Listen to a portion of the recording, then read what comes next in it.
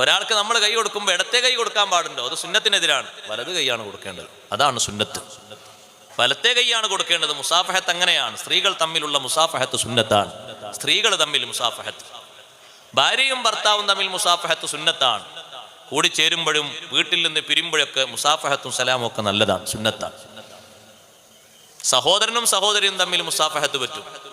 ഉമ്മയും മക്കളും തമ്മിൽ മുസാഫഹത്ത് സുന്നത്താണ്. മക്കളും ബാപ്പയും തമ്മിൽ മുസാഫഹത്ത് സുന്നത്താണ്.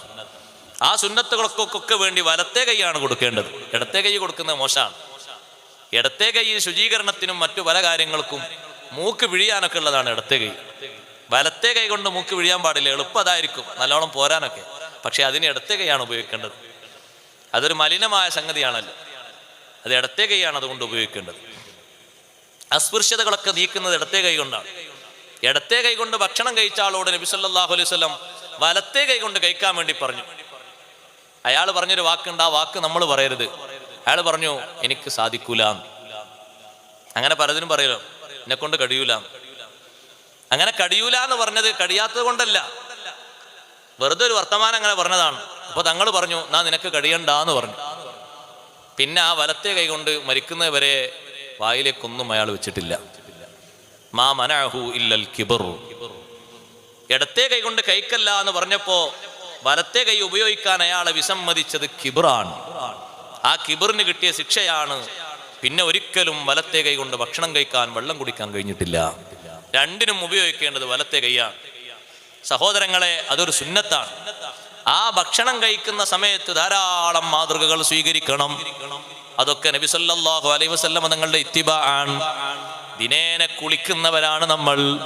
ആ കുളിയുടെ ഏറ്റവും പ്രധാനപ്പെട്ട ഒരു സുന്നത്താണ് കുളിയുടെ മുമ്പ് വുളു എടുക്കണം. മിസ്വാക്ക് ചെയ്ത് വുളു എടുക്കണം.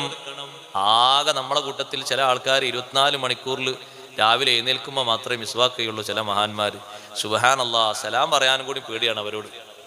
കുറച്ചു നേരം വർത്തമാനം പറഞ്ഞാൽ പിന്നെ കാണട്ടോ എന്ന് പറയേണ്ടി വരും. വായക്ക് നല്ല ശുദ്ധിയും വൃത്തിയും കിട്ടാൻ മിസ്വാക്ക് എപ്പോഴും ദായിമാക്കണം. നിങ്ങൾ അറബികളെ കണ്ടില്ലേ, അവരെത്രയാണ് മിസ്വാക്ക് ചെയ്യുന്നത്? അത് തങ്ങളൊരു ഇത്തിബാ ആണ്. നിസ്കരിക്കാൻ നിൽക്കുമ്പോഴും അവരൊന്ന് മിസ്വാക്ക് ചെയ്യും. നമ്മളാൾക്കാർ മിസ്വാക്കിന്റെ അർത്ഥം വെച്ചത് എന്താണെന്നറിയോ? കുറേ ഒച്ചപ്പാടുണ്ടാക്കിയിട്ട് എന്തൊക്കെയോ പുറത്തേക്ക് ഇങ്ങനെ തുപ്പണം, അപ്പോഴേ മിസ്വാക്കാകുള്ളൂ എന്നാണ്. പല്ലിൽ അതൊന്നിങ്ങനെ വരസി ഒരൊറ്റ പ്രാവശ്യം അങ്ങോട്ടും ഇങ്ങോട്ടും ആ മിസ്വാക്ക്, അറാക്ക് പോലത്തെ മിസ്വാക്ക് കൊള്ളി ഒന്നിങ്ങനെ വരച്ച് അങ്ങോട്ടൊന്ന് വരച്ച് അത് കീശയിലിട്ട് അല്ലാഹു അക്ബർ ഒരു നിസ്കാരമാണ്. വാങ്ങ് കൊടുക്കുന്നതിന് മുമ്പ് ഒരു മിസ്വാക്ക് ചെയ്തിട്ട് ഒരു വാങ്ങ് കൊടുക്കുക. എത്ര സുന്നത്താണ്, എത്ര ഇത്തിബാ ആണ് അവർക്കുള്ളത്, പിന്തുടർച്ച. നബി സല്ലല്ലാഹു അലൈഹി വസല്ലം നിങ്ങൾ നിർബന്ധം പോലെ കണ്ട ഒരു സുന്നത്താണ് മിസ്വാക്ക്. മരിക്കാൻ കിടക്കുന്ന നേരത്തും നബി സല്ലല്ലാഹു അലൈഹി വസല്ലം നിങ്ങൾ പതിവാക്കിയ ഒരു സുന്നത്തല്ലേ മിസ്വാക്ക്. മൗത്ത് ഹാളിറാകുന്ന നേരത്തുള്ള മിസ്വാക്ക് മരണനേരത്ത് വലിയ ആശ്വാസമാണ്. അഷ്റഫുൽ ഖൽഖ് സല്ലല്ലാഹു അലൈഹി വസല്ലം നിങ്ങളുടെ സുന്നത്ത് എന്ന നിലക്ക് കുളിയുടെ മുമ്പ് ഒരു കാമിലായ വുളു എടുക്കുക. എത്രത്തോളം പണ്ഡിതന്മാര് പഠിപ്പിച്ചു, കുളിക്ക് ഇടയിൽ ആ വുളു മുറിഞ്ഞു പോയാൽ വീണ്ടും അത് പുതുക്കിയെടുക്കൽ സുന്നത്തുണ്ട്. അത്രയും മുഅക്കദായ സുന്നത്തായ വുളു ആണ് കുളിയുടെ മുമ്പുള്ള വുളു. നമ്മളാൾക്കാരൊക്കെ കുളിച്ചു കഴിഞ്ഞിട്ട് പിന്നെ പോയി വുളു എടുക്കണ കാണാം. അങ്ങനല്ല വേണ്ടത്. ആദ്യം വുളു എടുക്കുക, മിസ്വാക്കൊക്കെ ചെയ്തിട്ട് നല്ലൊരു വുളു. വുളുവിന്റെ ശേഷമാണ് കുളി വേണ്ടത്. നിങ്ങൾ നോക്ക്, നമ്മളും ഇത്തിബാവും തമ്മിൽ, രണ്ട് വാക്കുകളും തമ്മിൽ യോജിക്കണ്ടേ? പിന്തുടർച്ച നമ്മുടെ ജീവിതത്തിൽ വരണ്ടേ?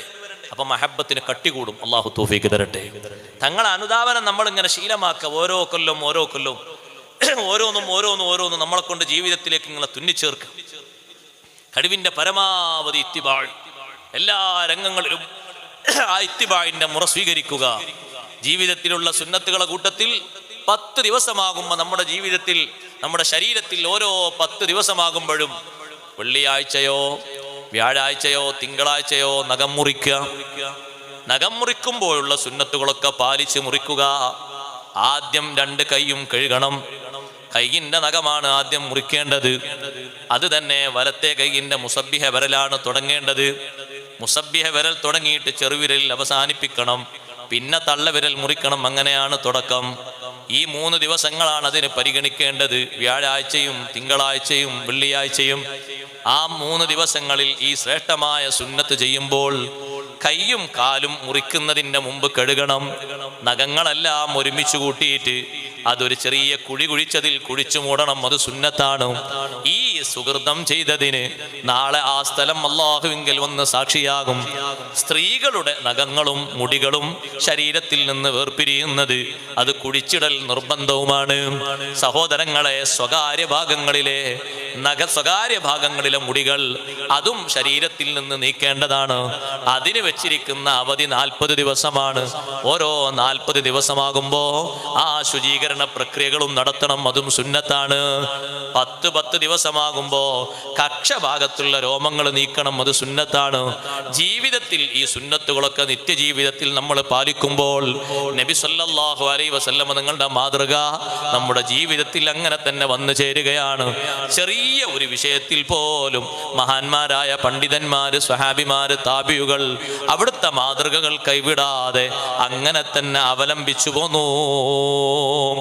ആ മാതൃകകൾ അങ്ങനെ സൂക്ഷിച്ചപ്പോ നബി സല്ലല്ലാഹു അലൈഹി വസല്ലം തങ്ങൾ എല്ലാ സന്ദർഭങ്ങളിലും അവർക്ക് സഹായത്തിനുമെത്തി.